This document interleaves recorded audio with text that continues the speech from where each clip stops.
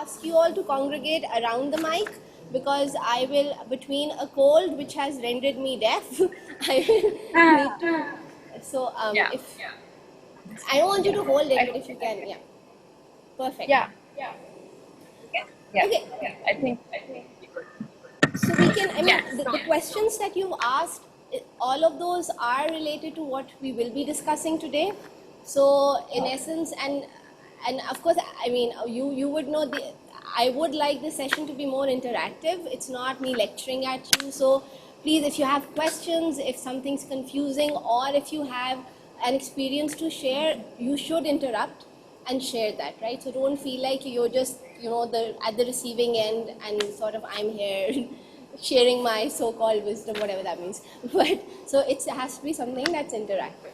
Now, the first thing with all of these questions, and even the questions about the book, if we just sort of step back a bit, I'd like to sort of ask you what you understand by education and the purpose of education.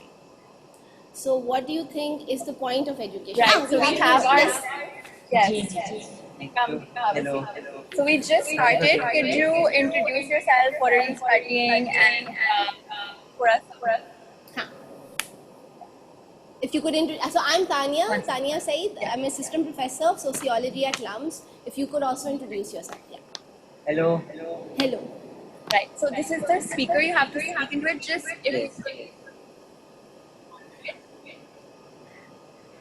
So what's your name and what have you studied? Yeah, so my name is Amar. Yes. Yeah. So my name is Amar Latif Qazi. I was an former IBS graduated in 2000. I'm currently working at a network of organizations working for persons with disabilities. A mouthful name and how PDP short form. So I'm here because I'm interested in the topic.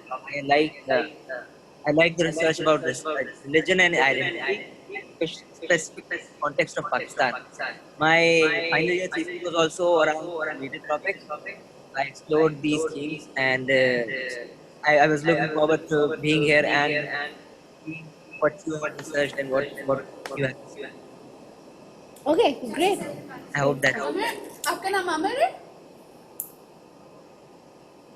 I just wanted to say, जी, आप अमर थोड़ा है। सा towards the center आ सकते हैं? आप cut off हो रहे हैं कैमरा से. Yeah, perfect. Okay. Thank you so much. Thank you. Yeah, Thank fantastic. Okay, so the first thing, so my work, since there were questions around that, looks at how religion and identity and citizenship sort of intersects within the educational context, right? So my focus, so I'm a sociologist of education, and I sort of focus on, and when I say education, I look at educational institutions, but for me, in order to understand the educational experience, especially in relation to identity, you need to look at the community as a whole. So the school, your education system, your university, all of that is part of a larger community, right? So for instance, and this is for I mean, if you end up doing a future research project, if you're trying to understand the dynamics around identity in a particular context, the best thing to do is to focus on the neighborhood, not just the school. The school is located within a neighborhood where points of socialization are not just your school, but there'll be obviously your family. But with the family, the link will be to a masjid or a madrasa. There'll be a Qari Sahab who's important in that point of identity and socialization. There'll be obviously, for women, they might be कोई दर्स पे जाता होगा, some mother is going to a dars sort of setting, वहाँ से आपको identity पे sort of, education मिल रही है. And obviously then you look at the school. And of course with young people, there's social media and television and all those points. So when we're talking about education, one thing is the educational institution, right? जो आपको स्कूलों में मिलता है, तो आपके school हैं, your universities, colleges, but that's just one point of that experience of, of something that informs your identity. Can you hear me? You can hear me, right? I just want to make sure I'm not breaking. Yeah? Okay.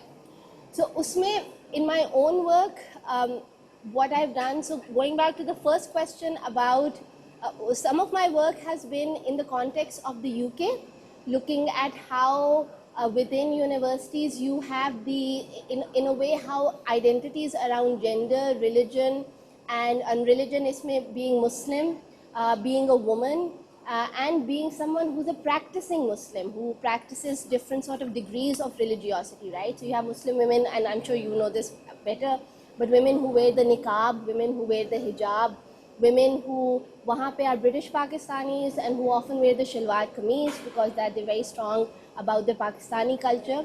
And then there are women who are practicing Muslims but don't have any sort of physical religious identifiers. So their experiences of being students in a context where being Muslim is highly suspect. Why is it suspect? Because in the UK context, what you had was especially after, and I'm sure you may have read about it, you might have been young or may not have been born then, so I don't know about that, but in July 7, 2005, you had these terrorist attacks in London. And people who were involved in those terrorist attacks were actually found to be what is known as homebred terrorists, right? So they were basically British Muslims born in the UK, had a Pakistani heritage and were radicalized there. And out of them, at least, well, most of them at some point or the other had attended a university. 2 of them were actually graduates of a university. So there was this increasing fear that they were radicalized within universities. And then there was this increasing fear that they were radicalized by Islamic student societies who invited certain speakers that exposed them to certain sort of, and I'm sure being students from IBA, you may have sort of experienced that too, with especially with the tragedy of Sabeen Mahmood and the fact that the person who sort of was behind it turned out to be, I mean, the assumption is that the person who was part of, of a university that is known to be an elite university, right, in essence. So what that does is, instead of looking at the individual and their process towards radicalization, it's very easy to scapegoat a particular context, which is the university context. And it's convenient as well because it's easy to create instruments of surveillance within that context, right? अब narrative क्या होता है? Universities का मसला है. Narrative ये नहीं है कि what triggered someone to turn towards that. And often in the case of the UK or the US, when you're looking at religious identities and radicalization, it has more to do with foreign policy and less to do with sort of, religious, and religion becomes an easy point through which you can find some sort of justice, right? Because you're looking at it through religion, you feel that at least you find some form jahan pe aapko you can understand why things are wrong with the world. You find a point of identification because the democracy you belong to is not listening to your rights as citizens, and the democracy you belong to is actually indulging in certain sort of, certain policies around in relation to other countries that go against human rights. So you're not looking at the problem of foreign policy, you're looking at the problem of the individual as located within certain contexts. So the context becomes religion, the Muslim community, they're the problem. Oh, this happened in a university, the university is the problem. We need to control and we need to have instruments of surveillance in these places. अब उसमें जो मसला ये आता है कि when you do that, obviously, especially if you're doing it in universities, students will feel like they're under surveillance. So for instance, in my own work, I spoke to students who were organizing student events through their Islamic student societies, in which the university at the last minute decided कि वहाँ पे police officers होने चाहिए, and students will be frisked and their sort of bags will be checked. Now, the irony is, if you're in Pakistan, this is quite common, right? Because this happens to you. We've normalized it to such an extent that we think, this is fine, it's for our safety. When in fact, this is not normal. This should not be happening. A university has to be a space where your people from the outside should also be free to enter without sort of being considered suspect based on the way they look. I understand security, but who is considered a threat? In this context, it was the Islamic Student Society that was considered a threat, right? So there was this thing, and this never happened with any of the other religious societies. So there was an added sort of feeling that these people are targeting us and targeting the Muslim students in particular. And what that does is people start to self-censor. So it creates a sense of कि अच्छा, even if I'm politically, if I have an opinion about, let's say, Palestine, I will not voice it. Because if I voice it, people will think I'm becoming radicalized. And in 2015, in fact, the UK government introduced a policy that makes it mandatory for universities to report students who they feel are becoming radicalized. So they have to report them to the authorities, which means if you report them, well, first of all, the question is, how do you know someone is being radicalized, right? आपको कैसे पता चलता है? अगर वो एक दिन किसी ने हिजाब ले लिया या दाढ़ी रख ली, does that mean they're radicalized?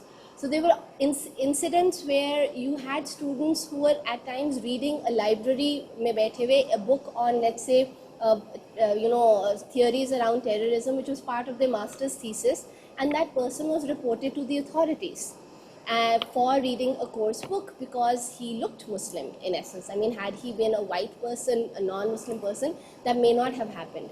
So there have been incidents like that. There was another incident in which a young man downloaded this sort of, he was doing research on terrorist groups, and he downloaded a group's manifesto, which was part of his research.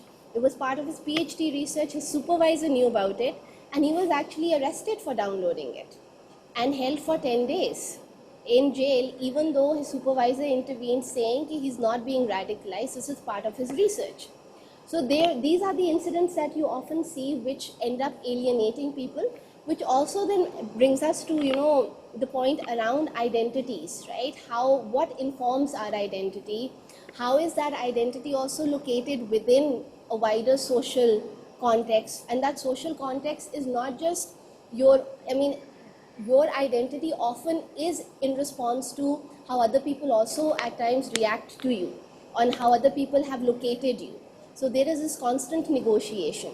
So going back to your question about the previous to मेरा काम UK में क्या था, I would say with the Muslim community, you do see this negotiation around religious identity and around sort of, even around being your national identity, being British, being Muslim, having a cultural heritage which is Pakistani. I focused on the Pakistani community. That very much is often at times shaped by how other people perceive them rather than just how they define themselves. And I'm sure as young people, you might be able to relate to that as well in your own context, because if you're coming from, I'm always fascinated, I know I'm going a bit in a very different direction, but because social media is so sort of in your face these days, I'm always fascinated by this term burger bache hain, right? And this is also an identity which has, and uska matlab kya hai, whether it's coming from the bourgeoisie and so is it a bourgeois sort of burger sort of link where you have the burger eating, it's literally sort of can't they eat cake versus bread sort of sentiment where young people are so disconnected. But it's also, I find it very interesting because, I teach at LUMS, right, which is apparently burger central for a lot of people in that sense, and I'm also an old sort of student from LUMS. I'm an alumni of LUMS. So it's interesting in the way these categories reinforce division even when you need alliances, because the assumption is then that people who come from those backgrounds cannot be true allies because they don't understand, which is true, they don't understand. But we need to make them understand, right? Can you hear or not hear? You cannot hear. Yeah, can you repeat that? Okay, so I'm saying the problem is around building alliances, right? So for instance, the moment you आवाज आ रही है और कुछ हो गया, it got stuck. Yeah, it's just picking up a bit. Something happened. I think they stopped hearing. Yeah. I didn't do anything. No. Okay. Did I do anything? I didn't touch anything. I believe you. Yeah. We can hear you, but the screen is stuck. Okay. Okay. वो थोड़ी देर में I think ठीक हो जाएगी, आपकी भी थोड़ी देर stuck थी. अभी भी नजर नहीं आ रहा. Yeah, better. Yeah. It's fine now. Thank you, Didi. बहुत अच्छी थी coffee. So even when you use like, because identity may, I mean, I'm sure, have you heard of the term burger? I'm sure you heard of the term burger, right? Am I? Yes. I mean, why would you? I mean, what do you think of the term burger? What does it mean for you?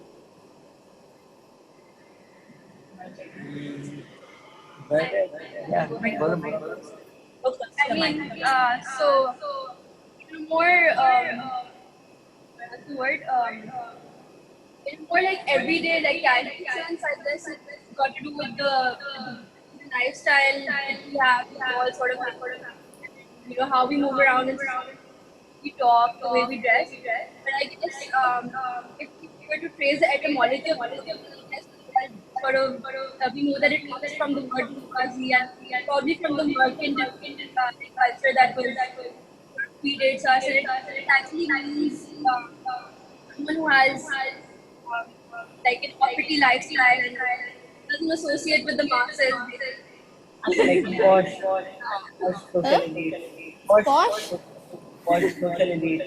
I think there's a few class markers. Yeah. One being language, for sure. I think English speakers definitely And even burgers. Class markers like language, and also, yeah, as Fatima said, dress. No dupatta, short. and then I also think that, as Naina said, transport, like the way you move around, like burgers in their cars with the driver, like that. Yeah. I think it really is like a term for like upper class Yeah. society. Then again, I've heard interesting like burger mullah. Oh, there's a burger mullah. That's interesting. Yeah, like What's a I've burger heard mullah? people say stuff like mullah. So a mullah for someone in general terms is someone who's religious and pious and all that's and humble. But burger mullah would be जिसकी दाढ़ी हो but फिर वो बाकी काम जो है correct. तो उसको फिर लोग burger mullah That's interesting. That's very interesting. That's interesting.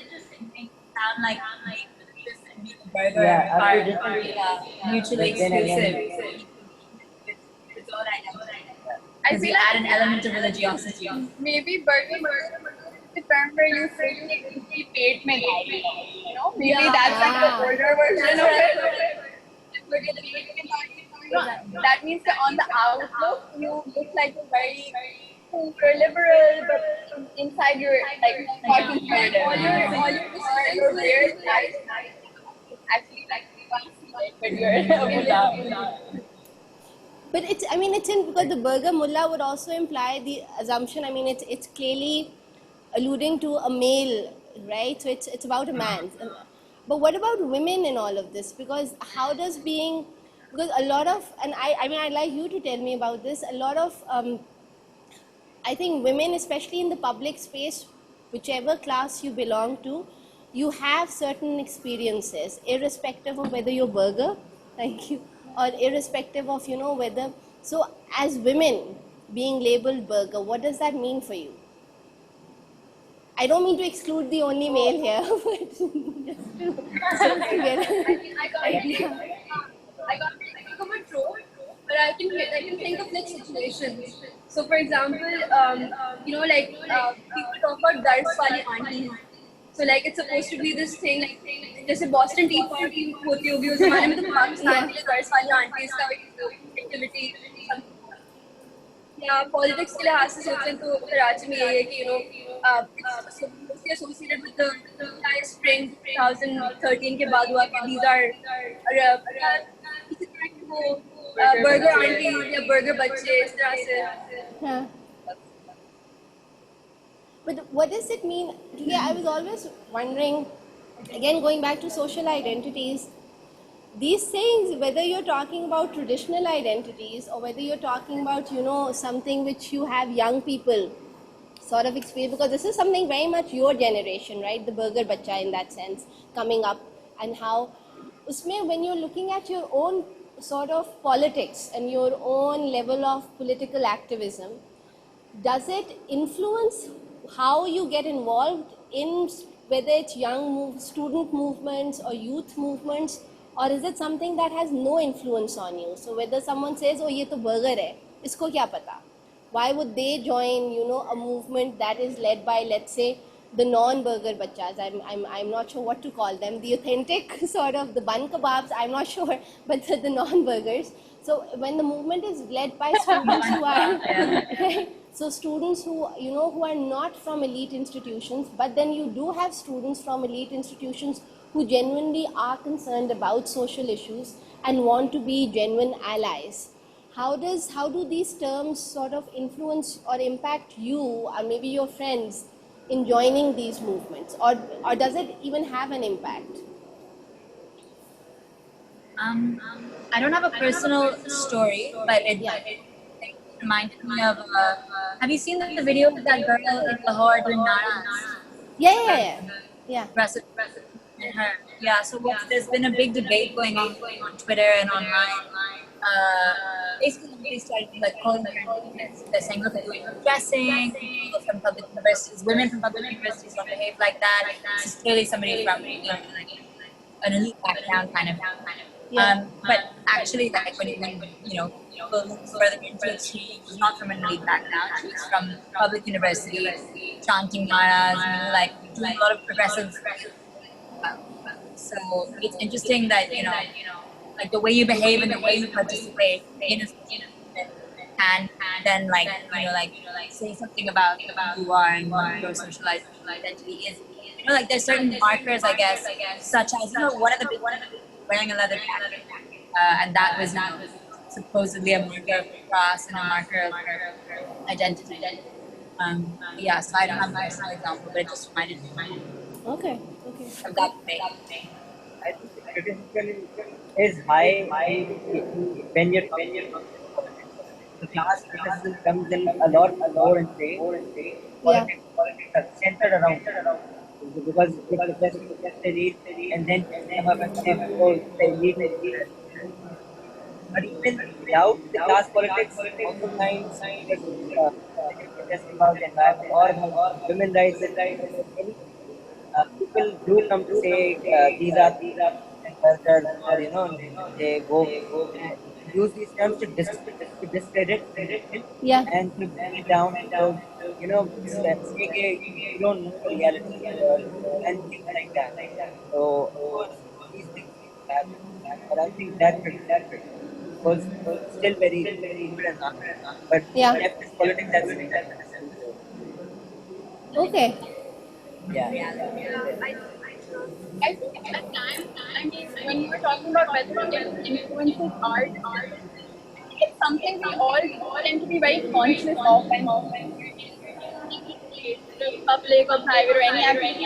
I'm for myself, but at times I would be conscious of something I don't want to come across as a voter. Yeah. And it's not something you want to come across as. I think at least from the sort of environment I hang out in. Yeah.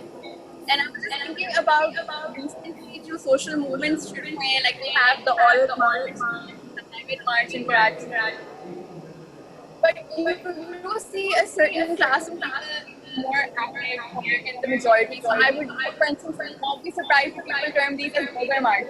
Not like there's all these people who fit into that category. And for India, we compared to public protests we took part in we saw a very different demographic. There was a lot of men. They were very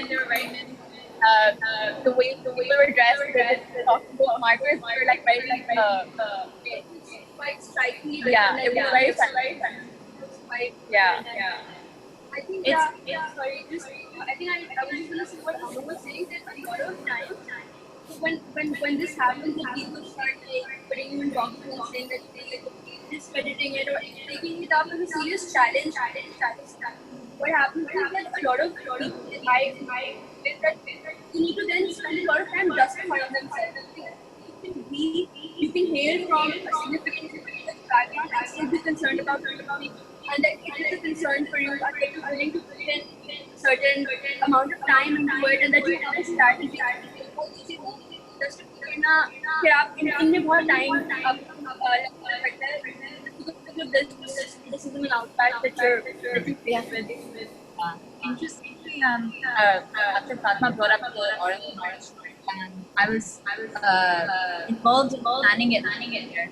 And what happened was actually, yes, the oral march was not only for a border march by a lot of conservative media, but actually that to have been funded by foreign agents and like all sorts of stuff like that. Oh God, so No, it's okay. sorry. I mean, Can you hear it now? yeah, I can. I don't want to miss anything you say. Yeah, I can hear you. Is this better? Yeah. Okay. Yes, it's better. Sorry, I'm feeling bad. You're on the floor. No, I don't. I prefer the floor. Trust me. This is more comfortable. I'm not that this is uncomfortable, but I just like the. Yeah. Oh, great. Okay. Yeah, so I mean that was a heavy criticism to discredit the movement. And interestingly, not by the left, mostly by the obviously the conservative right and the religious right as well, because it puts a lot of people off, because there is a connotation and a valid connotation that people from more privileged backgrounds can be disconnected from actual realities faced by other demographics of people that make up the majority of the country, make up the majority of the female experience in the country. So to deem it like a foreign-funded like project kind of thing really discredits it and makes it like alienated from the people who it's targeted to, which is women. Women. Nobody wants to be deemed like a liberal, westernized woman. But I think it's also something that, like, as Amar was saying, the left is very conscious of, because I think the parts of the left that are made up by elite, like within those circles, there's a lot of discussion because about making sure that like burgers and members are not taking up too much space because you're not putting forward any ideas that are relatable to anybody else. So I remember Aurat March and the Climate March, there was a huge effort by the people organizing the speakers. I was not involved in that, to ensure that it's a diverse spectrum of people who are speaking on stage. People from different religious communities, from I think there's some women from the Fisher community, from just various different demographics. But do you think, as you said, there is some justification in sort of in making that point, right? So the justification is coming from the fact that, and I do feel, especially with my own sort of teaching, it really depends on and this brings us back to education and how that becomes important, what you're exposed to also in terms of the subjects you study and in terms of how you're taught as well, especially. And the difference is, if you're coming from a different background, that's your reality, right? So you will find ways to negotiate. But if you've been lucky enough to come from a certain privileged background, which mind you is just based on luck and nothing else, you could be, anyone could have been anywhere, the extent to which one is able to build a sense of empathy, which is something, you don't talk about, right? So how identities across different class groups can actually be forged in a way where you can become each other's allies rather than these sort of, separate categories. At the end of the day, it has something to do with also your educational experience, because where else will you meet people of different backgrounds for all sides, right? So as it is, society is so segregated. And if you go back to, where our identities sort of, in a way, defined, your schools are spaces where you can transcend certain identities which are defined by virtue of where you're born. So we now live in, and I'm sure it's true for Karachi, I definitely see it in Lahore, and the people doing studies on this, gated communities are increasingly becoming the norm for people who can afford it. So going back to your point about class, it's being reinforced in the way we live. So, and in a gated community, you will have mohalle ki dukaan jo pehle bhi hoti thi, not to say ki every mohalla had its dukaan and its park, but the dukaan and the park was open, right? There wasn't a guarding people's entry into the community. Now the guard keeps certain sort of people out, and people who are kept out are equally could be people who are coming in those whatever Land Cruisers or whatever those whatever those cars are. I'm really bad with cars. But the big cars, so it's not those people who are forced out, it's the people who are coming on motorbikes or on cycles who are harassed. And that's how you sort of reinforcing the class divide, because you will never, and the only interaction you have with people from different backgrounds is in terms of an employer-employee relationship. So the university is supposed to be the space where all of those sort of, barriers around class and identity and alliances can actually be forged. And what you do see, I mean, I can see where the criticism comes from in terms of the burger identity, because let's say, and I mean, I'm sure you'd know this better, with LUMS, it's not representative of much in that sense, right? But there is an attempt to ensure that you have, students from different backgrounds. The problem that we face in educational institutions when it's about breaking class barriers is that we often sort of, our marker of how diverse an educational institution in terms of student population is related to numbers. Look, we have so many students who are on scholarships, who are on need-based scholarship, who are coming from this city, from this rural area, from this, etc., right? Has, even religious diversity, if going back to the UK example, these are the numbers of Muslim students. So there is diversity in terms of numbers. But what you don't have then is looking at student experiences. So often within universities, students end up, living what could be called in ghettoized sort of, lifestyle, having a ghettoized lifestyle, meaning you will have people coming from different backgrounds, but they will stick with each other. And you will have, and often in terms of class, the problem that comes up is language, right? Because with language, it's whether you can speak, whether you can speak English in a certain accent, whether you can speak sort of, to what extent can you communicate, given the kind of, should I sit up for that? I don't want you guys to feel bad. But yeah, they might be thinking कि वहाँ क्या हो रहा है? कुछ भी नहीं किया वहाँ. But we don't. I don't want to destroy the. But just because I'm comfortable. But so the idea then language becomes really important in that sense. And I would say it's a very interesting study if anyone would be interested in doing that. Because also with the whole bourgeois and the burger thing, we forget that there's a colonial hangover there as well, right? It's coming from, and especially with the English language, and especially with what it means to be elite, and especially with the class problem. Because if you compare the US and the UK, again, very different contexts, the kind of class mobility you see in the US, albeit it has its problems, and definitely there's a race problem there, is very different from the class sort of issues you see in the UK. In Britain, class is very clearly defined, and class, language and your accent becomes an indicator of where what your class is.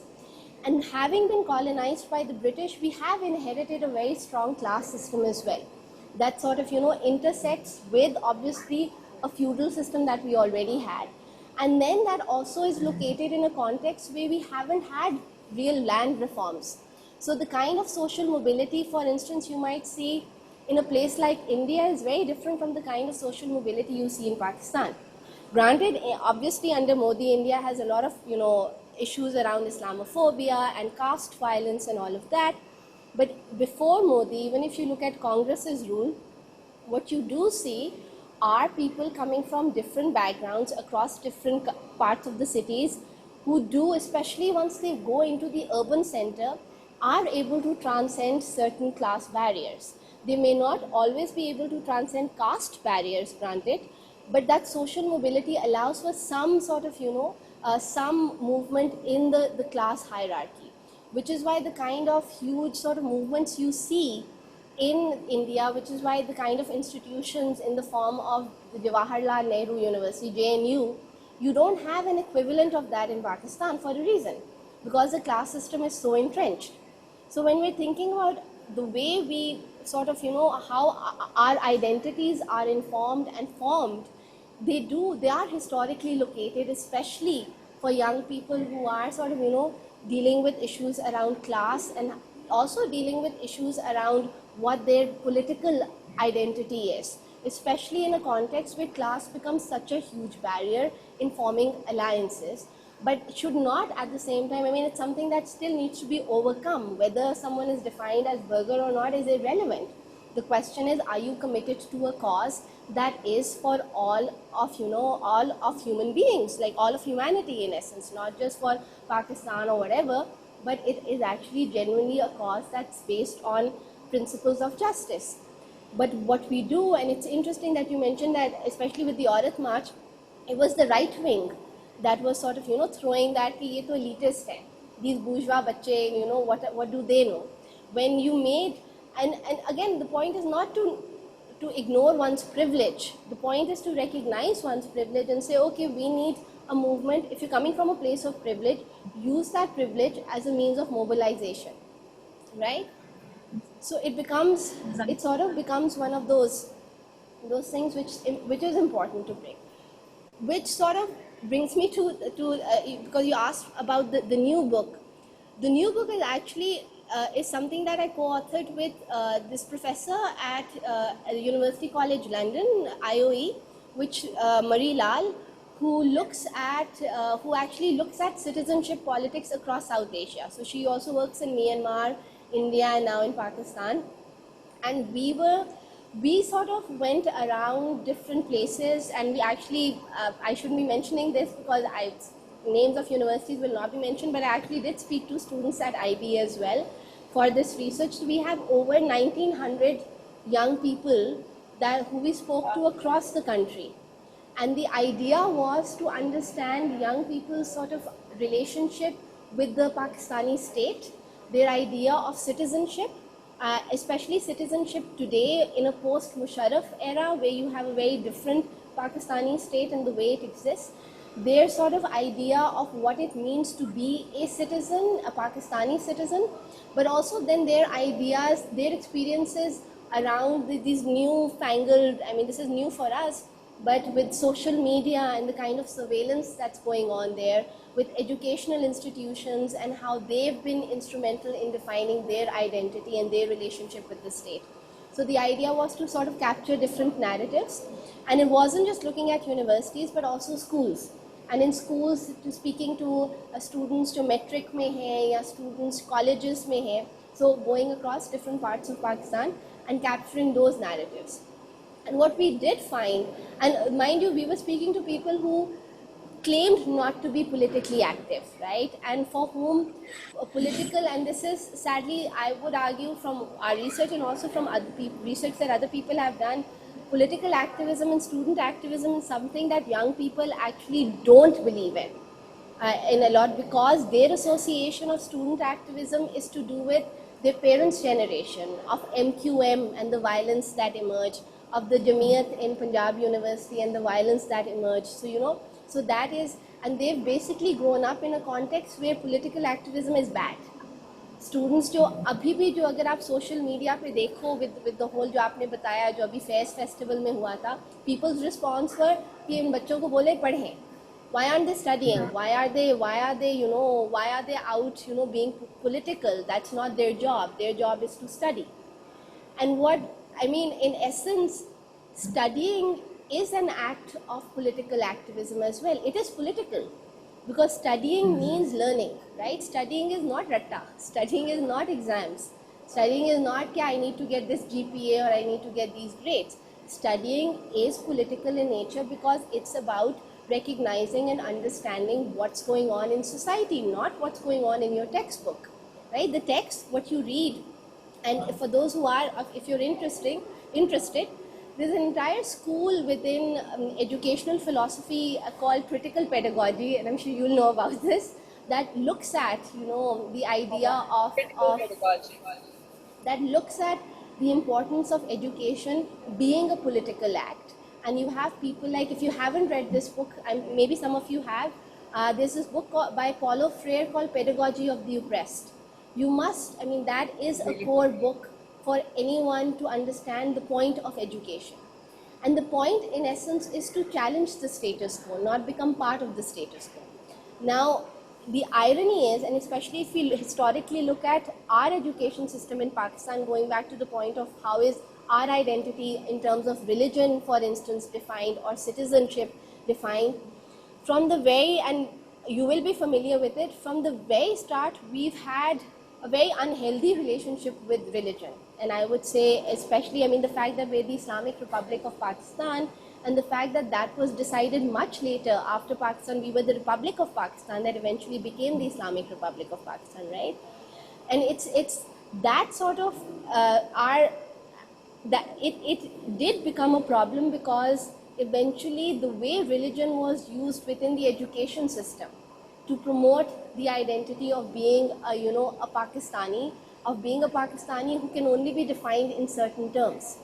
And an example, the best way to understand how education is implicated in the process of identity creation is if you just look at the policy, our education policies from the Ayub era to today, right? From the Ayub era, what you find is the way religion, especially Islam, was brought into the education curriculum was more to do with a spiritual idea of how Islam gives you basic sort of moral values around justice and equality, and the idea was that that should form the base of the education system, not the idea that you have to follow a particular version of Islam, right, or a particular interpretation of Islam. And you can see the difference in the fact that in the 1950s, in grade 3 की जो आपकी history की textbook, बल्कि social studies की textbook में, there used to be chapters on Buddha, there used to be a chapter on Ram, there used to be a chapter on Jesus, and there used to be a chapter on your own prophet, right? So the idea was that it has to be inclusive. Now, the one way you can understand how our religious identity was formed over generations is to see what has been taken out, what was removed, and then what was included in its place. And the irony is, I mean, I know Zia gets the brunt, and Zia, for obvious reasons, as he should, about the Islamization, but Bhutto is the one who sowed those seeds, right? Yeah. And the reason why Bhutto sowed those seeds was because when Bhutto came into power, 1971 had happened. And he was also implicated in what happened, but there was this fear that, agar odd ethnic movements shuru ho gayi, if there are more movements, then there was this fear of the country breaking even further.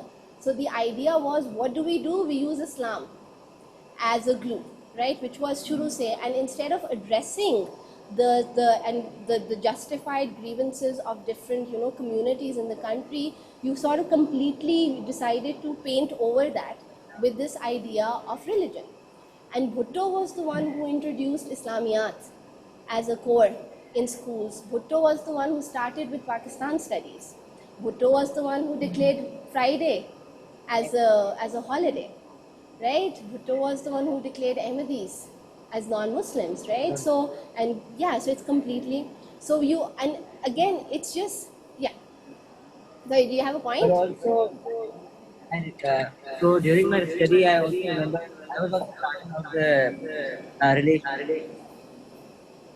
Sorry, I can't have. Okay, so I also remember the relation of state and enforced religion. So my research on people who are not religious in themselves and how they identify as Pakistani, or if they do not. Yeah, that's very interesting. Yeah. Yeah, so the thing is that I remember it was Khatme Nabuwat ka us time kafi, and then there was phrase used Pakistan ka matlab kya tha, la ilaha illallah, and that phrase not originated. So the first time that phrase was heard was during the movement of Pakistan in 1940s. So around 45, 40, it was also broadcast on the radio sometimes, but it was not popular slogan. I think Askar Sodri was the one who came up with the slogan, and it was, I found it in Sahabnama. And after, in Ayub's era, I think, of course, Pakistan was fighting against it, but I feel that these religious pressure groups always exist and try to bring Pakistan towards that, towards a religious identity, because the whole two-nation theory falls on the back of, Pakistan being a Muslim state. Yeah. So I feel that's the general direction we were supposed to head towards in anyway. Sorry, your time's up. So you started Nee, sorry, what are you saying? Huh? like शुरू से you know where he who I think also is तरह तो नहीं थी but उधर ये भी था there was also this promise कि पाकिस्तान बनेगा तो will be a space where you will be freer and freer to practice your faith and Islam का निज़ाम राइज होगा ये भी मतलब जहाँ पे वो हमें speeches मिली हैं कि you go to your temples and all वहाँ पे हमने जिना की वही speeches but again that's not these are all evidence like, this is all evidence but then is sufficient to take us of making it a state policy like religion becoming our state policy. I mean it's a big question for all of us I guess. Yeah. That's also like Exactly. And you also have to, I mean, the two-nation theory is always interesting in terms of religion because, and as far as these religious groups are concerned, I'm sure you must be aware that Maulana Maududi was actually against the creation of Pakistan. He opposed Jinnah. He wasn't someone who was for the creation of Pakistan, and he opposed Jinnah because he felt that these were these elite, maybe for them they're the old burghers who were basically sort of leading a movement that had nothing to do with the true essence of what the movement should have been, which was Islam. And there was also this idea that if you had a missionary zeal, then they would be able to convert more people to Islam if they were living in a non-Muslim country as opposed to an all-Muslim country. So the purpose of conversion वहाँ पे कैसे fulfill होगा?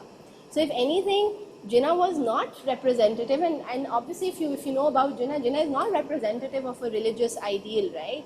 So but those same people, after independence, they co-opt the narrative.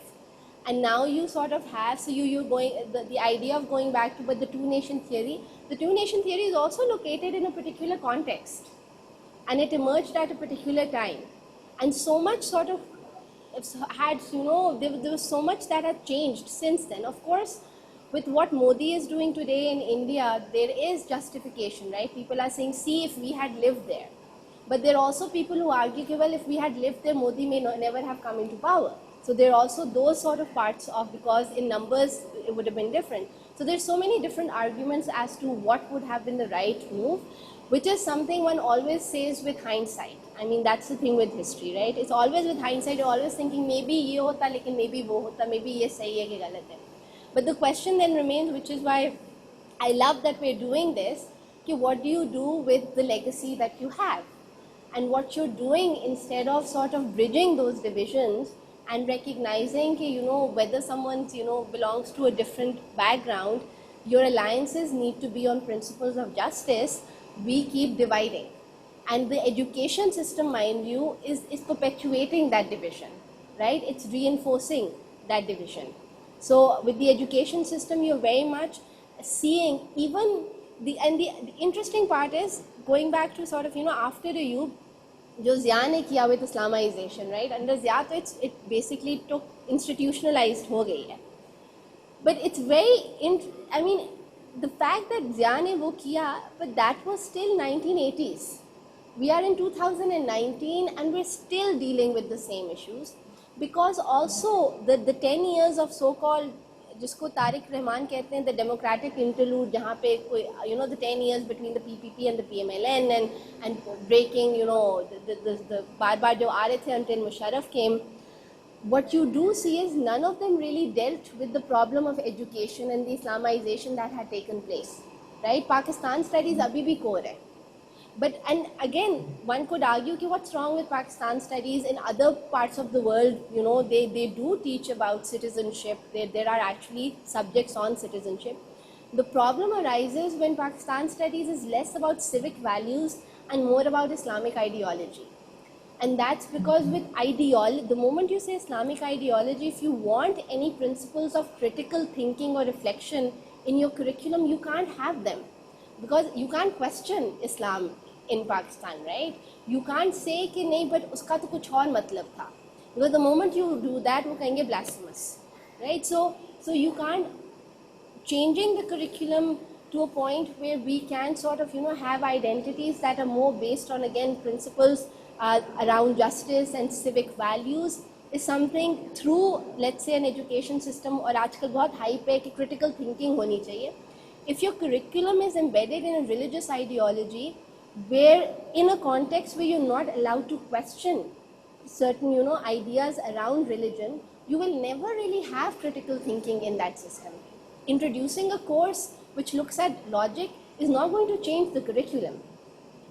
And the problem is that we're not thinking of how we need to revamp the education system, which is why I guess this is something that can happen. The fact that I'm talking to you like this on a subject which many would consider quite controversial can happen outside the classroom.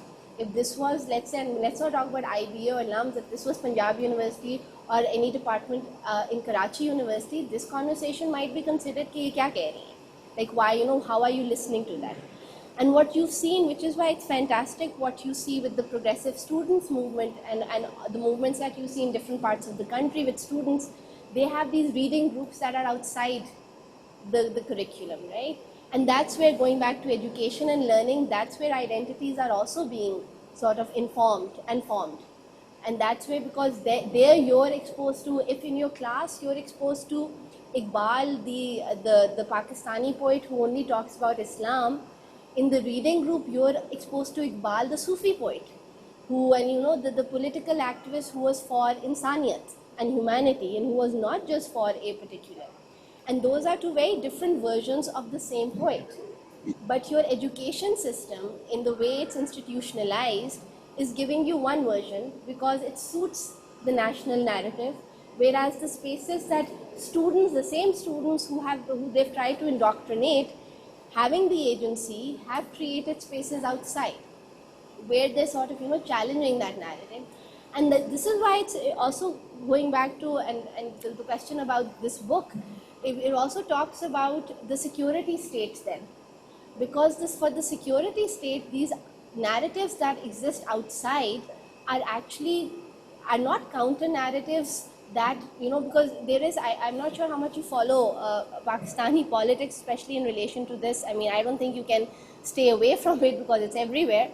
But there is this sort of, attempt to create a counter narrative to counter the kind of radicalization that the state sees in young people in relation to religion in particular, right? The counter narrative is very much this idea of, oh, we want social cohesion, we want people to get together, get along, etc., etc. So it has all the right words, but at the same time, it's a counter narrative that's controlled by the state. So it's a top-down narrative, right? It's a counter narrative that the state provides you.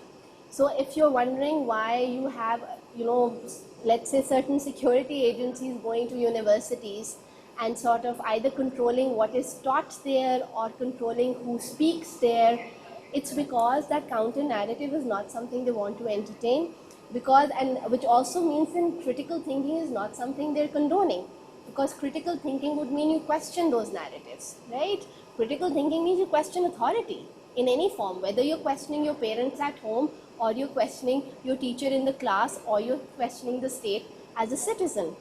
That's the thing. You don't just take orders. You're not a subject. You have the means to think and learn and understand and question. So the idea of a counter narrative in such cases becomes threatening when that counter narrative justifies your questioning of what the state is doing. Or you were just breaking. Sorry. Can you hear me now? Is it better? I think एकदम से Yes, stuck yes, हो गया. Stuck बीच में हो रहा है. So no, I was just saying in terms of then counter narratives, what you see, and वहाँ पे भी identity formation है. Because अगर आप identity formation को देखें, एक तो स्कूलों में भी हो रहा है, but then also around. I don't know if Karachi has this. I know Lahore has an army museum, right? And the idea of a museum is very important in the formation of an identity. I'm sure all of you would know this better working for CAP, how those narratives become so important. But also a museum not just memorializes things from the past, it memorializes things that you want should be sort of, in essence should be secured or preserved, right? And you want to communicate to the future generation. And the interesting project is then to see what isn't memorialized or what isn't. Similarly, and it's the same because it's also a learning process. I mean, there's a reason why बच्चों को वो museums लेकर जाते हैं और heritage sites लेकर जाते हैं. And अक्सर जैसे वो लाहौर फोर्ट लेकर जाएंगे, वो कहेंगे मुगलों का जो भी है, वो ये नहीं बताते कि Lahore fort was also a place where prisoners were tortured. And it was actually a torture cell till the 1980s, right? No one will talk about that. People will talk about, you're stuck, so I don't know if you can hear me. Can you hear me? Yes. Yeah? So can you hear Sorry, me now? can you like repeat that? It's just that last thing. हाँ नहीं मैं कह रही हूँ जैसे Lahore fort का अगर आप एग्जांपल दो, हाँ वहाँ पे it's seen as a Mughal heritage, right? It's not seen as a place where people were also tortured. So it was a place that was seen as, a cell that was a space that, and even again, it's not just Pakistan, it's just going back to education. Think about in China, I shouldn't be talking about China, but anyway, in China, if you look at the wall, the Chinese wall, it's this huge, magnificent sort of human, structure of human whatever, ingenuity or whatever. But it was actually a wall that was built by slaves who, when they died in the process of making them, were actually buried inside the wall because they provided good sort of, support for the wall. So they're actually human remains that are within the wall. And these are remains of people who died in the process of making the wall, right? The same, I mean, if you think about the Taj Mahal, it's this huge sort of, it's actually, there were slaves who built the Taj Mahal who did not enjoy. And a symbol of love, far from it. The woman died giving birth to the 14th child, and he married, he had so many wives and he kept marrying. So, symbol of love, it's just a very strange symbol. But it's the way you sort of, project these images. And today you see this happening, let's say, in the UAE. You have these workers, migrant workers coming from India, Pakistan, Bangladesh, Nepal, making this, in Qatar, they're making this football stadium for this big World Football, whatever cup, and these are people who are dying in the process.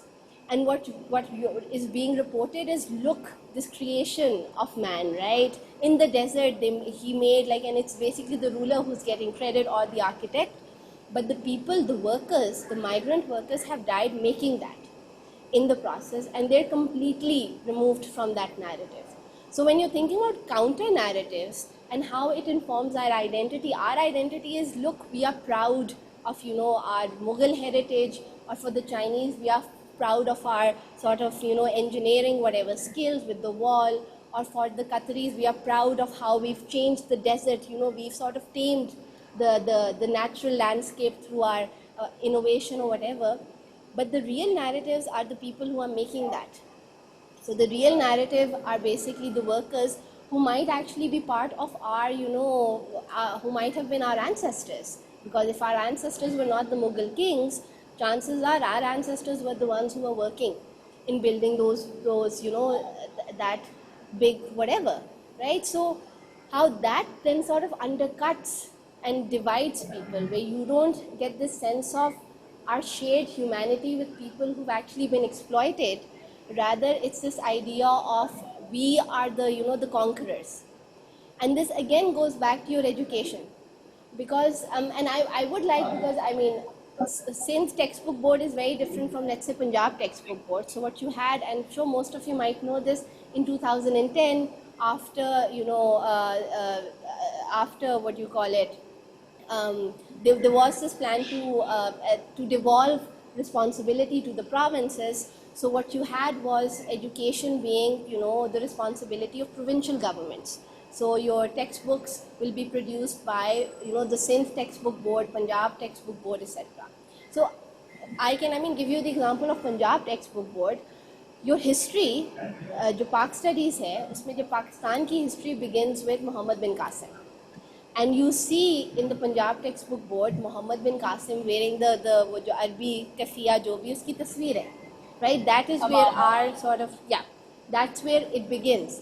I know for Sindh it might be slightly different, right? Sindh आप लोगों की कहाँ पे शुरू हुई थी when you were studying Pakistan studies?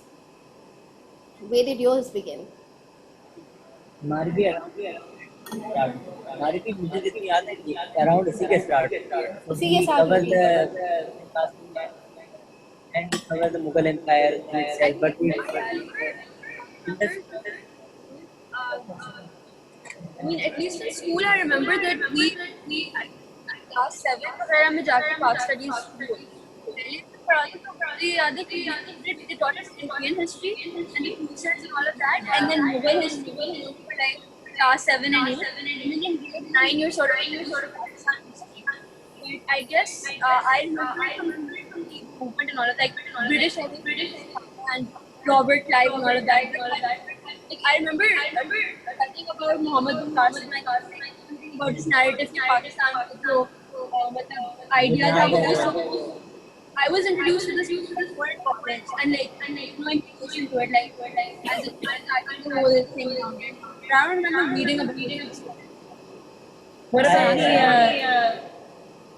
like? Was that ever I think that's missing. थोड़ा सा मुझे जितना याद आता है about Mohenjo-daro and all. That's very civilization, but it's like based upon and generally the history works around Muhammad bin Qasim, and after that I remember and then also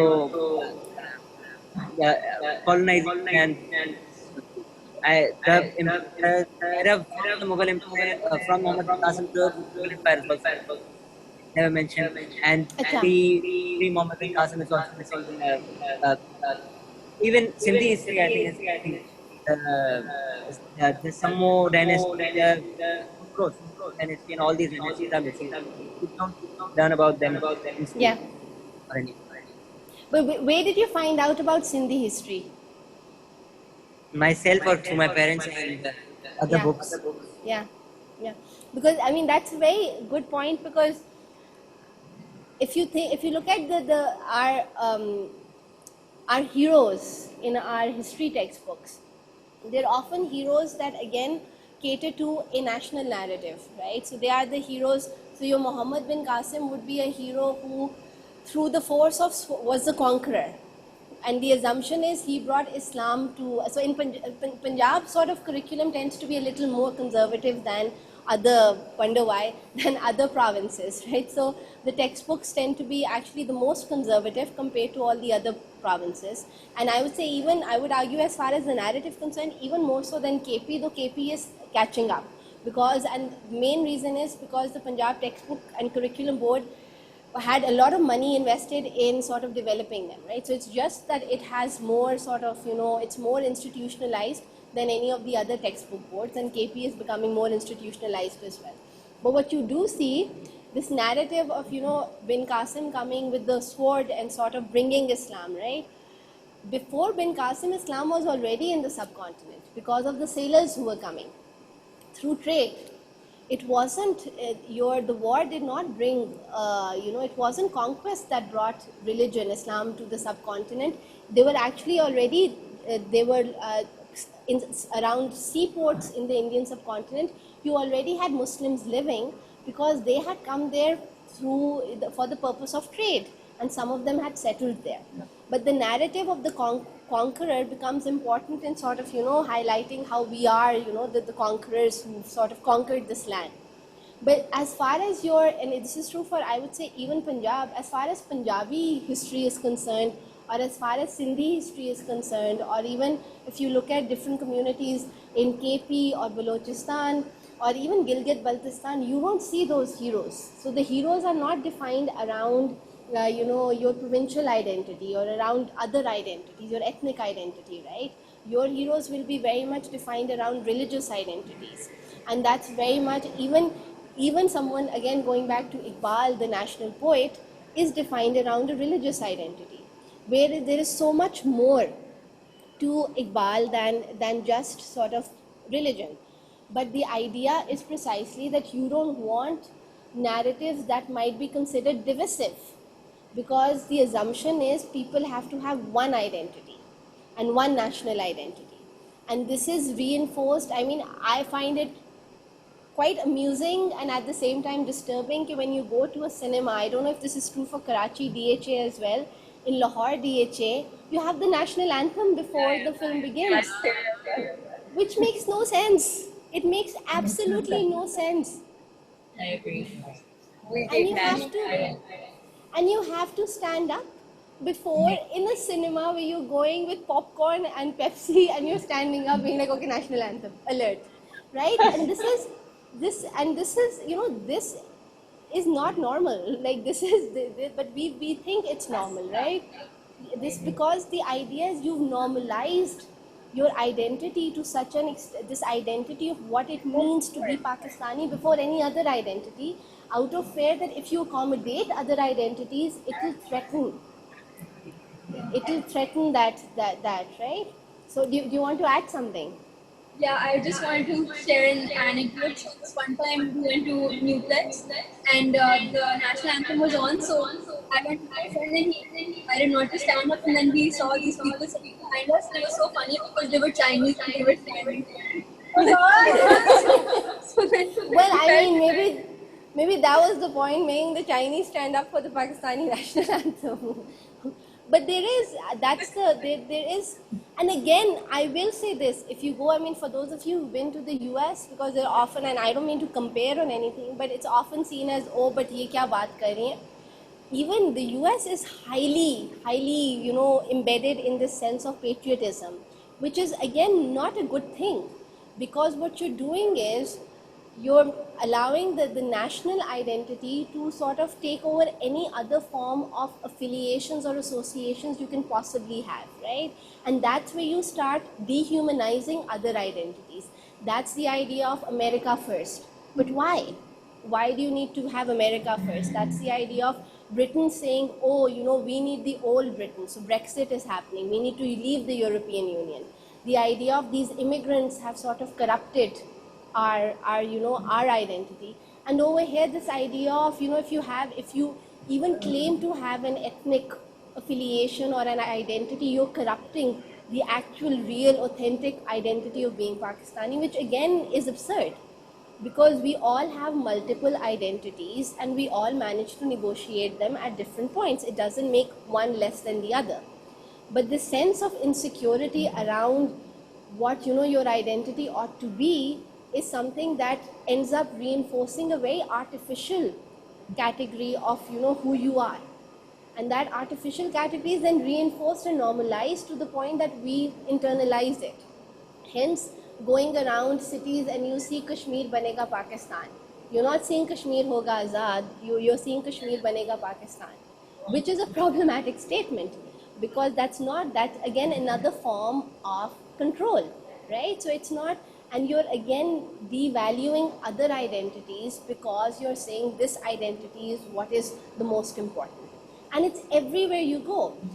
For those, if you haven't been to the Wagah border, I don't know if we still have it given our tensions, but it's insane.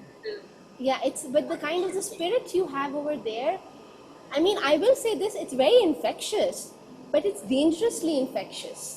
Right? Yeah. It's, I mean, if you, and on both sides, I'm not saying Pakistan, again, this is what I'm giving an example of Pakistan because we're talking about Pakistan. Nationalism, in the way it operates in different parts of the world, is having this impact, right? Which is turning into more populist ideals around we the real people, we are the people who, and these people are the outsiders, and the real people are being defined by these very narrow ideas of what it means to be, that particular identity. And what you see being removed in all these identities is the point of being human. We are all human beings. So the idea, when you emphasize just being a particular identity, you can also legitimize violence then, because that identity is not us. That identity is a threat to us. And that identity, what we often forget, are actually human beings who, just like us, have families, who just like us have, aspirations, who just like us have our own blunders, bloopers, whatever, who are just like us. But when you remove the just like us, hence you remove empathy, hence you remove humanity, you create sort of these, these categories of identification, which basically means that you're creating a very, a form of nationalism that is very exclusionary. and it is happening in India. Yeah. Do you think Sorry, no, a go on. form of nationalism can be very inclusive and can be popular? Because I feel that exclusionary politics is gains traction very easily. The existence of an opposite group enhances the unity in the group. So, do you think nationalism in itself can be exclusionary and can sustain itself while saying that the other is also human? Just like So, I mean, so the question, I mean, because you were breaking a little, are you asking can nationalism be inclusive in any form, or yeah, is that the of question? the other group. For the Yeah, other of group? the other group, and like blurring the lines of identity that they are not us. Okay, if it says that they're just like us, would it still be popular? Because ideology in Yeah. itself is just a power power tool. No, Religion you're or any other absolutely, ideology is power. you're absolutely right in making that point.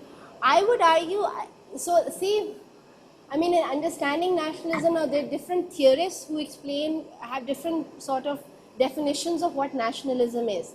But if you were to generally look at how the concept sort of is understood or plays out in our day-to-day lives, or at least within, the political realm, I would say nationalism in essence is exclusionary.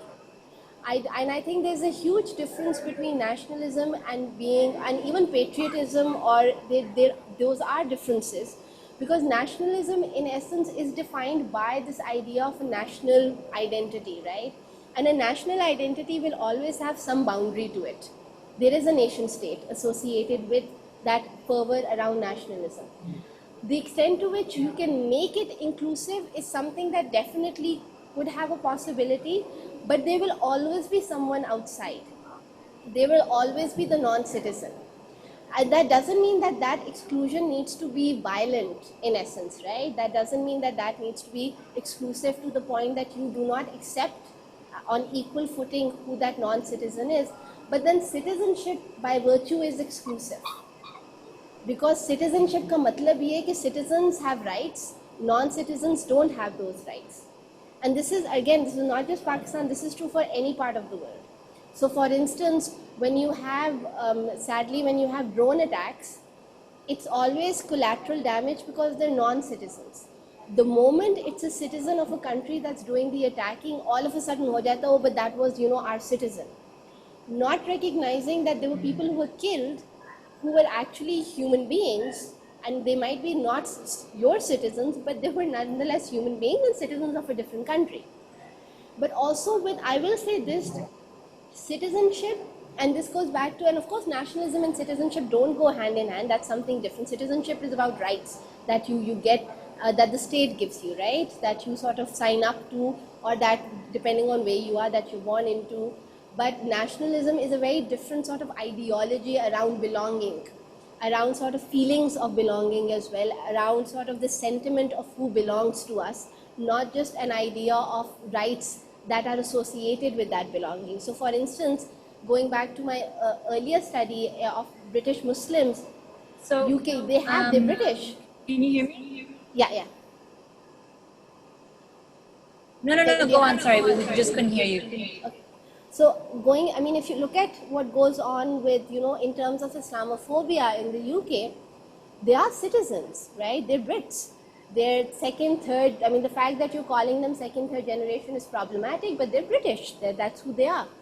You have the citizenship, but do you have that sense of, of feeling like you belong by other people? For the other people, you continue to be outsiders. For the other people, they will ask you, where are you from?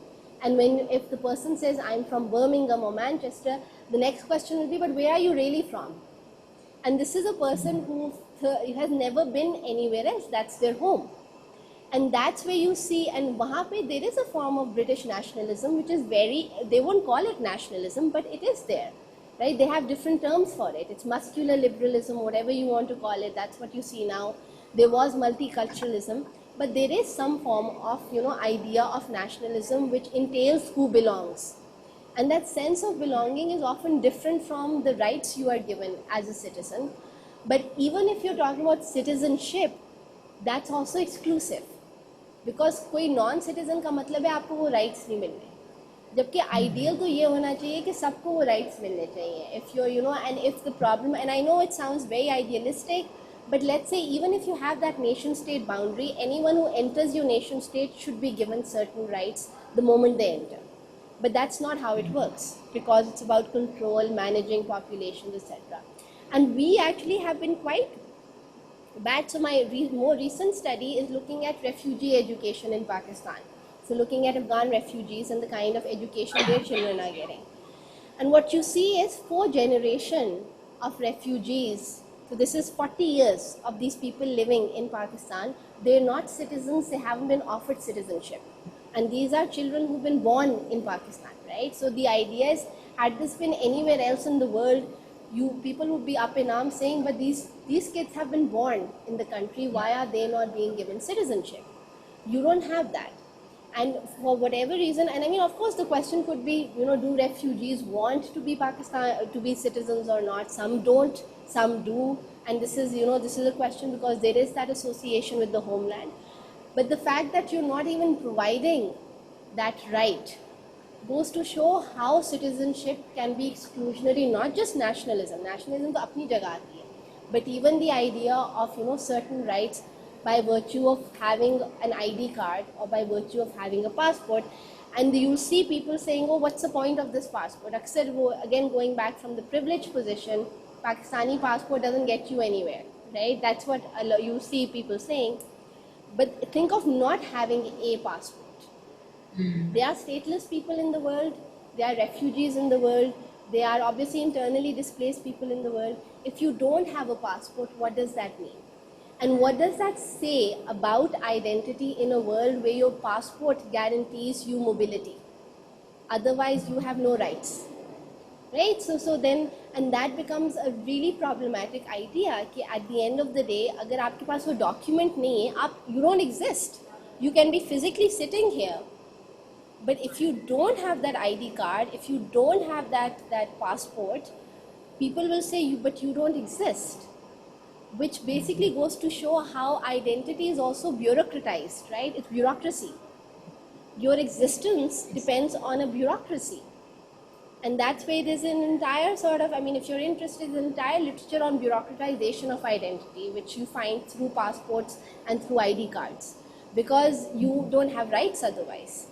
So and I don't know, I mean, since a lot of you have been traveling, I don't know what, I mean, I would like you to tell me what your experience has been traveling as, especially for those who've, you know, even within Pakistan and even outside, coming from whether you're, you know, having a Sindhi identity or Urdu speaking identity, so whatever your identity is, and also then going outside with that identity being. So if you would like to share something around that. Anyone could start. You could share that. So if I were to share my own experience, Yeah. I've lived in all different cities in Pakistan, and so the one interesting thing I would say about this is when I was in Karachi, my friends or cousins would also sort of associate my accent or my way I would with, like, you know, you're more like Islamabadi, or you're more it associated with Punjab or, you know, Islamabad. I'd be there at home, as what I would like to call it. My students and friends would always sort of say to me, are you from Karachi? They think from my accent and manners. I would never really be like, हाँ वो लोग ये कहते हैं, हाँ वो लोग वो कहते हैं. Always like very confused. And while traveling abroad, I mean, I don't know. I've never felt very out of place. At least when you're traveling in airports, because that's something that I've seen my main relatives experience here. There's this other idea or this sort of distorted experience. I haven't. But for instance, the last 2 years I've been reading a bit, and there you do automatically stand out because of, you know, your color and you do see people at times there, and it's also, I mean, it's never to the point where it's very uncomfortable, but you can feel that you don't belong, you are different, and you don't speak a language, and generally don't speak English much, so you're automatically like an outsider. So I mean, that feeling of being the other does. Yeah. What about the others? Yeah. I Yeah, so about me, I'll say I was born and raised in Hyderabad with although I have different religion because of my mother and father, their religion. So the thing is that Karachi in 2010, it was a difficult time because the social structure was also different and the accent and everything gave way. So every time I met someone, they were like, oh, Hyderabad, since I हो Hyderabad, Hyderabadi होता. And in the school, yeah, Hyderabadi was some sort of a taunt for them. I never understood what can mean Hyderabadi. So after that, now I think because I've lived for so long in Karachi, still maybe my accent gets affected at times, but now I've given कि अच्छा ऐसे भी आते हैं कि पंजाब से हो कभी ऐसा आते हैं कि तो और कभी कभी किसी को लगता है शायद कराची से मैं बहुत कि कहीं कहीं न कहीं से हो आ गया so other than issues with traveling in Punjab or towards the northern areas Yeah. everywhere I went I was not trying to with the in the social structure, so I didn't face any difficulty. But in Karachi, the initial years were difficult, and Yeah. tough. To language, the language barriers, especially. Language. Interesting.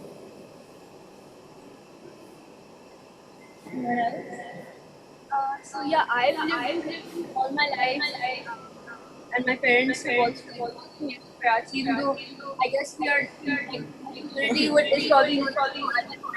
I personally never lived Gujarat from anywhere, so I Urdu speaking of that is which I find very confusing. So I think my experience in the country has just as a child, I always felt, every once in a while I tell my parents, हमारा कोई गाँव क्यों नहीं है? Like most people. And उसके बाद, I didn't really travel much to Pakistan, like Lahore ही था मैं वहाँ से Islamabad only been there for a year, but I went to Azad Festival and we stopped in other cities. We were a group of like around 20 people and all from different sort of. So at that point, I felt that, like a lot of my friends were telling me that पहली दफा लिखा है ना like तुम्हें कैसा लग रहा है कि पाकिस्तान में आगे भी है and that side it felt like a slight identity crisis because हम शायद बहुत एक तरह के मतलब Karachi is a very it's a city that's very like deep. There's too much going on. There's too many like stimuli like sound at you. So वो चीज़ है and I think I have really accustomed to it. मतलब despite having grown up in this, I feel like at a different age, we're still trying to find your way around. तो मुझे इसके बारे में कहना है कि अगर मेरे दोस्त जो मेरी मतलब जो लोग जिनको मैं जानती हूँ ये नहीं तो या वो अगर नहीं हो कुछ दिन तो सिटी एकदम से चेंज हो जाती है मतलब it's not very friendly and it can get a little अगर आप इसको जैसे 12 घंटे एक्सपीरियंस करें और सड़क पे बहुत ज़्यादा तो आप इतना कुछ देख लेते हैं कि you not really prepared to you can't really stop it वो एक क्या कहते हैं जैसे flooding for sense Yeah. so that's my experience and उसके अलावा हमने भी traveled much I went to Canada when I was a child and I didn't really feel so I thought I was getting everything right and I was traveling but I've been to Turkey recently and वहाँ पे काफी चीजें कि they just they do sort of profile us skin color क्योंकि you're Indian but then you tell them that they're Pakistani बोला कि ये शायद बाहर बहुत अच्छा समझता है पाकिस्तानी ये मेरा एक experience था get this a lot that ask if, oh, you're from another country.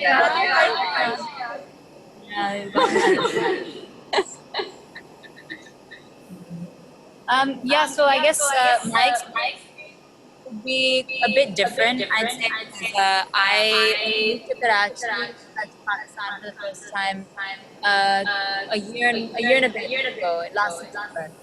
So before that, I had strong ties with Pakistan in the sense that I come every single summer for 2 months because my grandparents are here. So interesting because a lot of the people. So I lived in Malaysia. That's right now. I'm here with my nanny. And before Malaysia, I think 10 years ago, we moved to Malaysia. Before that, we were in the US. And then for university, I was in the UK. So nomadic identity. But it's interesting because throughout my life, obviously, my parents have made an effort to really instill like Pakistani identity in us because in a way we weren't immigrants, migrants in the way that we shifted entirely, our family shifted and we didn't end up permanently. It was more like we, moved and then we'd come back all the time. So I guess before moving to Pakistan, I'd say like, when you're in another country, your differences are very stark. So you feel closer to Pakistan abroad than you are here. You're asked where you're from. You're clearly not from there. But then if you say Pakistan, you don't have much substance that I wouldn't have much substance that identity either. And then being in Karachi, I wouldn't feel Pakistani at all because again, I have no substance that identity. So if somebody asks me where I'm from, I'll have to say elsewhere. I'll have to say I live here. So I guess like a year ago. Here, and I think that's maybe partially to solve some identity crisis. Yeah. But I do feel like I have much more substance to that identity. Living here is very different than visiting here often. So I'm curious to see if and when I move abroad again, to be back to my parents' marriage. I don't know how my identity will change because I think I'll feel a little bit more secure when I say I'm from Pakistan. But also, being here, I feel secure in saying I'm not Pakistan. So it's kind of a mishmash of identity. I know I'm not, Pakistani, but I know I'm not, elsewhere either.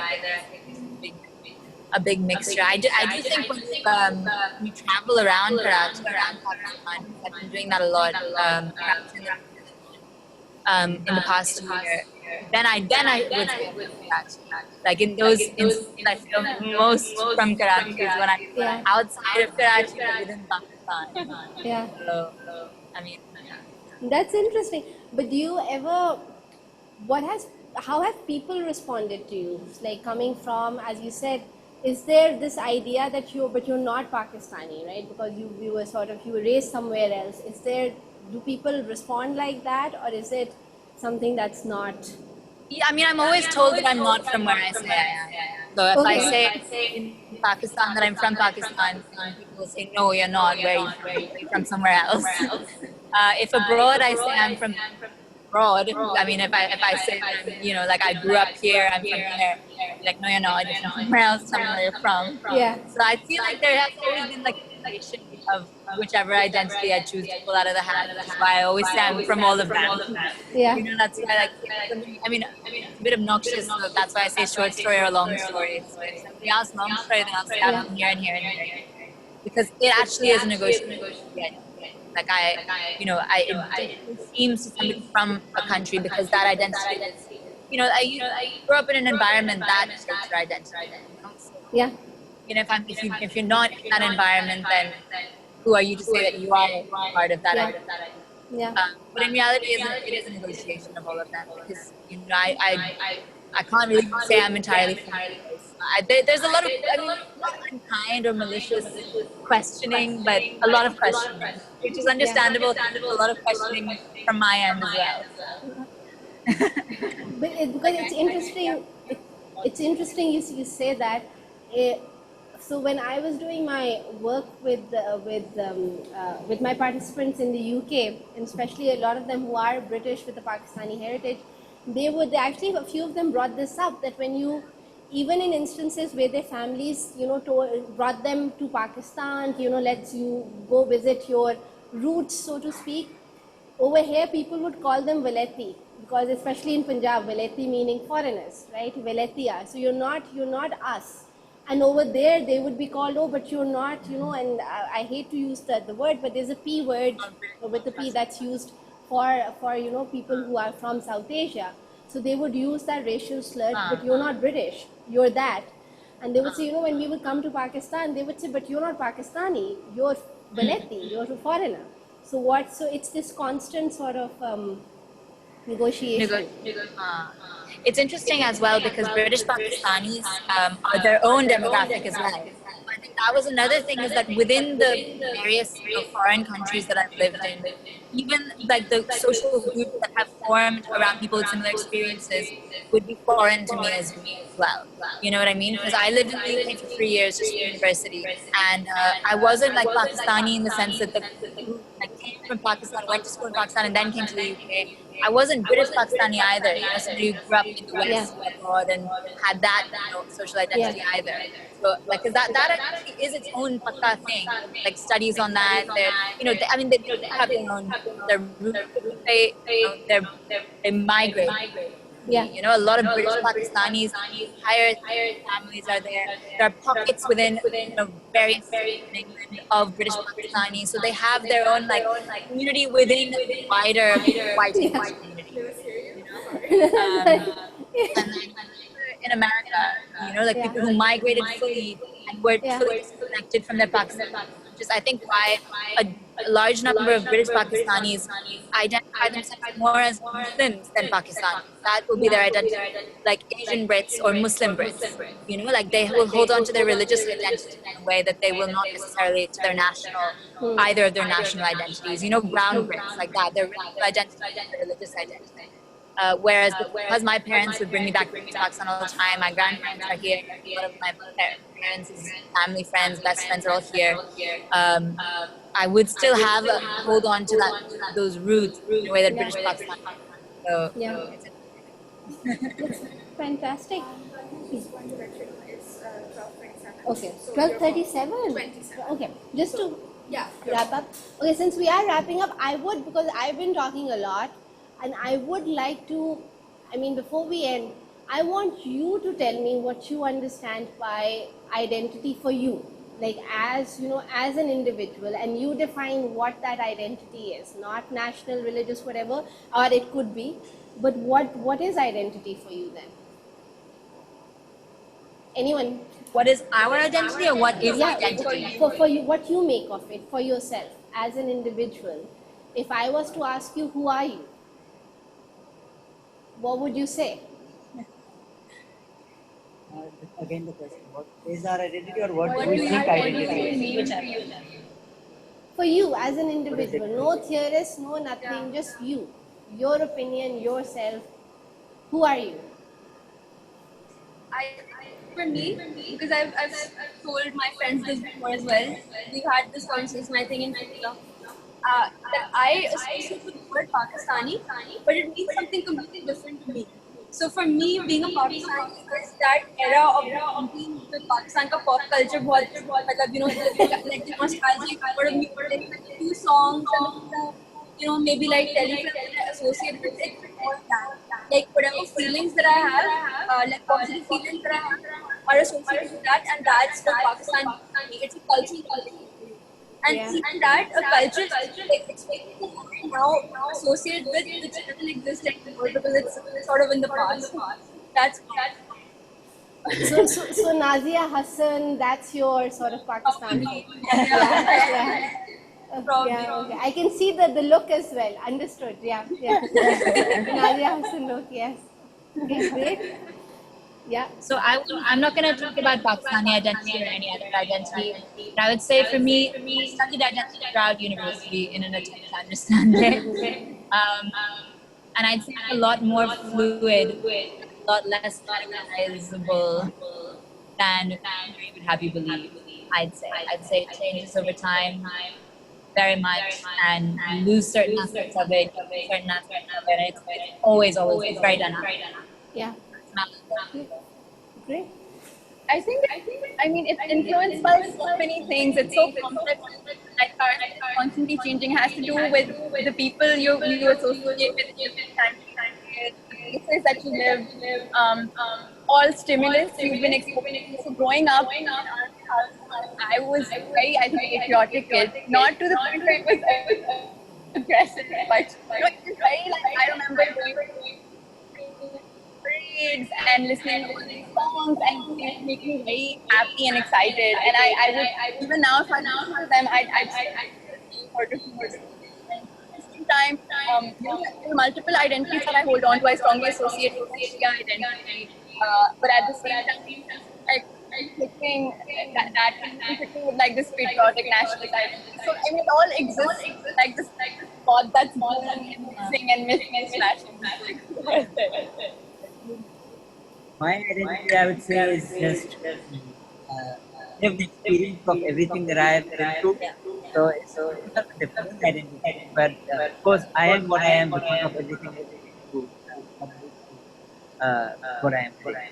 Repetitive. But and other than that, I think identity in itself it is itself roles given by the society, and it is important to compartmentalize things to identify the things that you hold, but also at times it becomes very redundant. And of course, intersectional theory is very important theory that you hold multiple identities. Yeah. And that is a better theory that I identify with, but in itself, identities I think are divisive itself. Great, great. Thank you. Dr. Yeah. Dr. Tania, can we bring that question back at you as well? Yeah, I was, no one has ever asked me that. Damn it. No. That's a very good, the problem is when you study, when you actually study identities, when you study identities, it becomes so, even more complicated to answer. I would say I am confused would be the right word for me, yes. And I like the confusion because confusion means you're not defined or confined by any one thing. So for me, as much as I'm critical about certain levels of patriotism and nationalism, I know it comes out because again, as you rightly mentioned, it's something we've grown up with, right? So for me, there will be certain patriotic songs that even as kids we used to sing Jeeve Jeeve Pakistan. At times I'll be humming to myself and thinking, okay, where is this coming from? Which is also, I mean, that kind of sort of, and there's nothing wrong in having some sort of identification with your people, provided it's not excluding other people in that, right? So it doesn't reinforce that. But that's the thing, when you end up studying this thing, everything you do becomes sort of, you're constantly questioning that. And I mean, I would say for a lot, again, it's more, people might see, I think, and this is true for you as well, where we started off, the idea of the burger, sort of, who is the burger today? So it's how other people might view you and maybe even me like that. But then for myself, you have to be true to what you believe in. And I think for me, there is parts of, as a Muslim, I am practicing Muslim, that's a very important part of my identity, but that's a very personal part of my identity. As a woman, that's a very important part of who I am. I think for me, gender is important, and being a woman, I'm very proud of that. I think it comes out, all these different parts of my identities come out at different points, especially when I'm confronted by certain sort of, people who tend to bring it out. So there isn't one, so yes, being Pakistani is a part of my identity, very much so, because it's something, but it's not the way, I refuse to let the state define what that means to me, because for me it's a very personal association that, as you mentioned, has more to do with a family than it has to do with, some sort of blind, affiliation to a piece of land. So there are definitely these sort of, different sort of associations. I would, universities, I have a certain affiliation to my university. You can't take that away, which again is a very artificial affiliation, but it's a part of my identity. So I think, again, yeah, it's a very confusing sort of response, but the idea is I have so many different identities. I'm not schizophrenic, but nonetheless, it does sort of exist, differently and manifests and comes out differently. So yeah.